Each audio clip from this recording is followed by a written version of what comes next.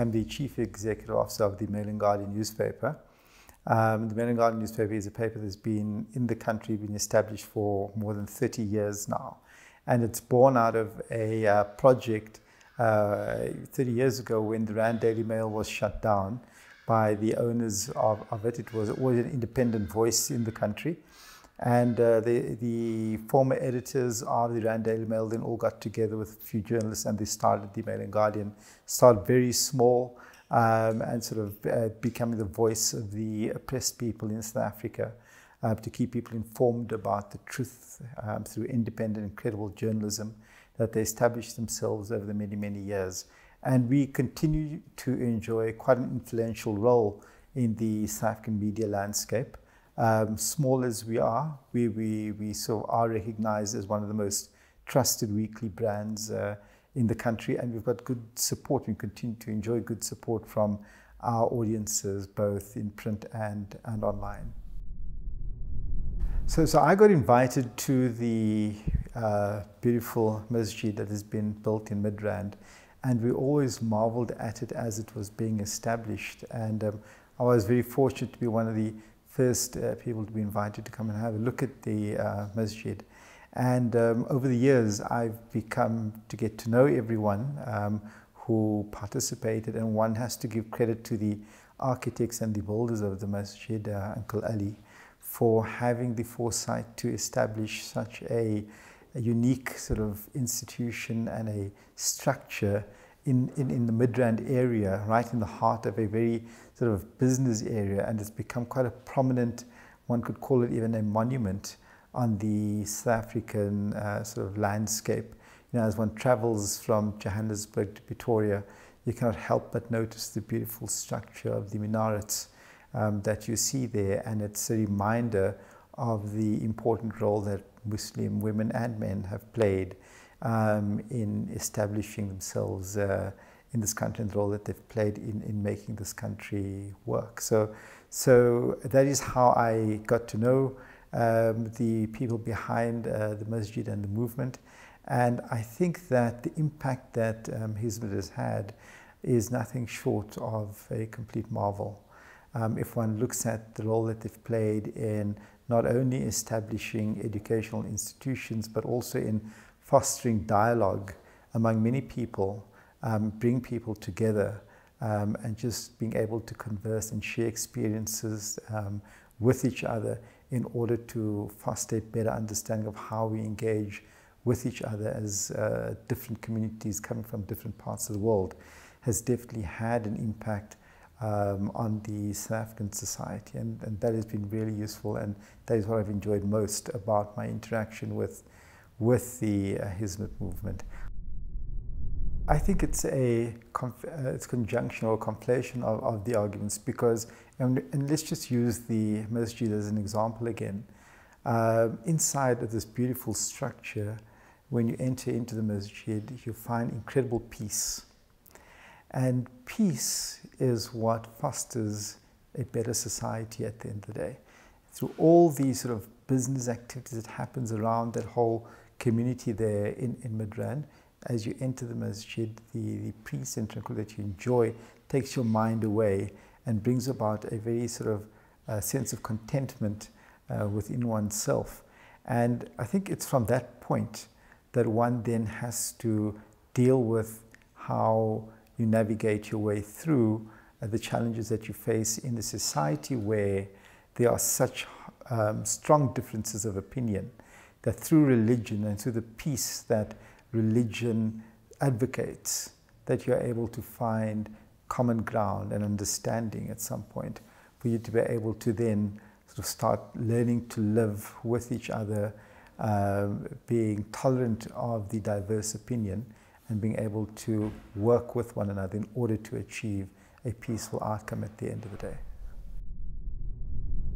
I think the choice that they make of engaging in dialogue is probably the fundamental basis upon which the Hizmet Movement stands out as an organization that propagates peace and engagement rather than violence and any other sort of mechanism to resort towards achieving an outcome. And I think that is what sits at the heart of what Hizmet's all about. And that's what stands in its good stead and places it sort of way above any of the other movements that have established themselves around the world. I think one of the greatest ways of being able to eradicate the differences in society is through education, right? And I think that again is something that Hizmet plays a prominent role in South Africa.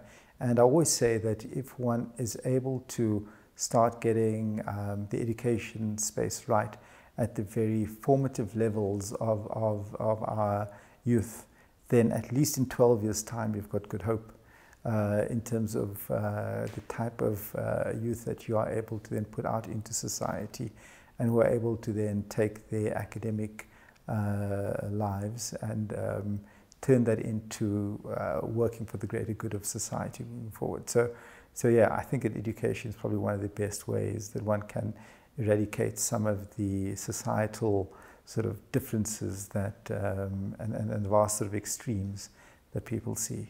On the educational side again, one notices the establishment of the schools. I think it's 9 schools, if I'm not mistaken now, around the country. And often when I travel through Mayfair, you see the boards with some of the achievements of some of the students. I personally know some of the students who have been the alumni of some of these institutions. My children enjoy being coached and mentored at some of the facilities as well. And it's really made a significant impact in their life. So for the rest of my life, I will always remember the impact that the Hizmet movement, what they've done in South Africa, the impact that has had on my personal life. I've got personal experience, of the benefits that has accrued from having them as part of this movement. Yeah. The impact that South Africa can have, and perhaps this is a learning that other countries could have in terms of what is enshrined in our constitution with regard to our attitude towards religious freedom, is something that other countries could sort of also learn from and follow suit.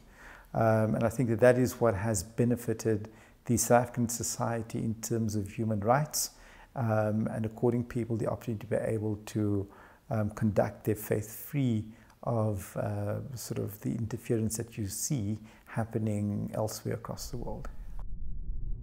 I am fascinated that given the challenges that some of these teachers have to face and have to experience, knowing that their own family members are being put through the kind of torture and hardship that they're being put through back home, I remain fascinated in how they can keep the faith and are able to commit to doing and educating our youth here in our country.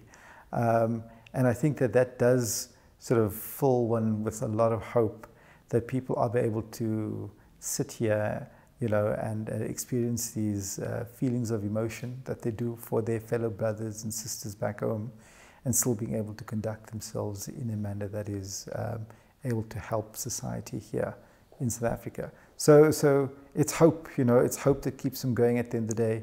It's optimism that things will change. It's not good to hear and to listen to some of their experiences of their family members back home. We wish it could be different. We keep them in our prayers.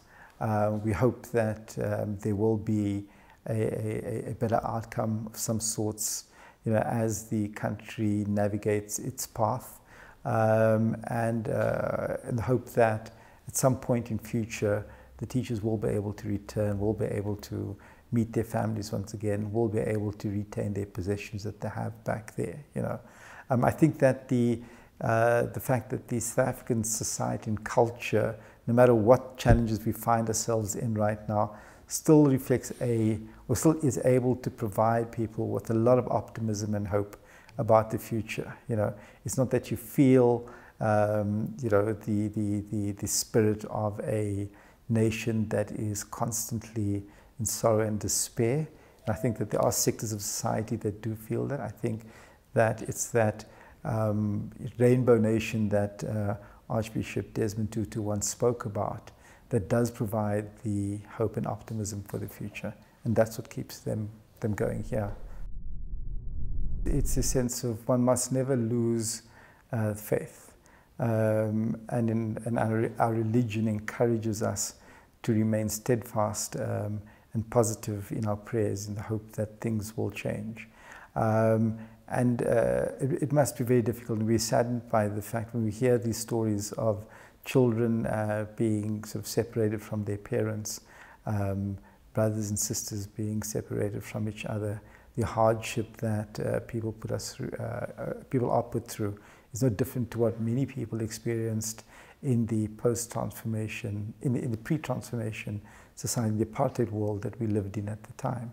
But we were very fortunate to have strong leadership, forms of Nelson Mandela, Bishop Tutu, who we mentioned earlier, and others who played a very significant role in pushing for change to take place through various actions, through various sort of political interventions that they were able to push for and raise international awareness of the plight of the South Africans at the time.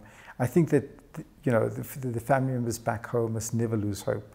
And as long as we've got strong leadership out there who are advocating for change on international platforms, there will come a time when things will change. We've come very close, and we've watched the political landscape in Turkey, and it's come very close to some change happening, and it'll get there. It'll get there. The objectives will be achieved as long as people stay the course. He is an individual who advocates for peace, love, and harmony amongst fellow human beings, and with the importance of emphasizing the need for investing in education. And that was very similar to the position that Mandela took in his most challenging times when he was jailed in the 60s, right up until the moment that he was released. And whilst the ANC sort of embarked on the armed struggle for a better society, Mandela's leadership was always one of encouraging peace and engagement and dialogue with fellow human beings. And I think that whole sort of sense of everyone predicting a lot of violence in our country post-transformation, they never took place. And people sat back waiting. I mean, at the time when transformation was taking place, people built sort of dungeons for themselves, stocked up on food and thinking that the country would disintegrate into chaos. And the fact that that never happened is testimony to the leadership style of Nelson Mandela. And I see a lot of similarities in his leadership style and from what I hear and learn about Fethullah Gülen from the brothers and sisters in the Hizmet Institute. We owe all of you a huge gratitude, not only for the impact that it's had on my personal family and how they've been educated through some of the institutions, but the good that we see emanating across the country, nationally, at the various schools. The fact that you've had such an impact on education in our country has allowed the individuals who've passed through your institutions to go out into the world and to do good. And we cannot thank you enough for the contribution that you've made in providing them with that learning and that education. When I first was invited to attend one of the Hizmet gatherings and functions, I had a very good and positive feeling as I left, and for that reason I've always remained close to all the individuals that were part of it, because I knew that only good could come from it. And then at my subsequent engagements and functions that I've attended, from dinner with Uncle Ali through to graduation ceremonies for some of the schools, it's nothing been short of positive and good work. And I cannot falter any of the activities, from the establishment of such a beautiful structure in Midrand to the numbers of students who pass through the academies and schools that you have across the country. You've clearly made your mark. And the people that you've brought out here to fill those institutions as educators, as mentors, as imams and priests, have only had a good and positive impact on the South African society. And we owe all of you a big amount of gratitude for what you've done.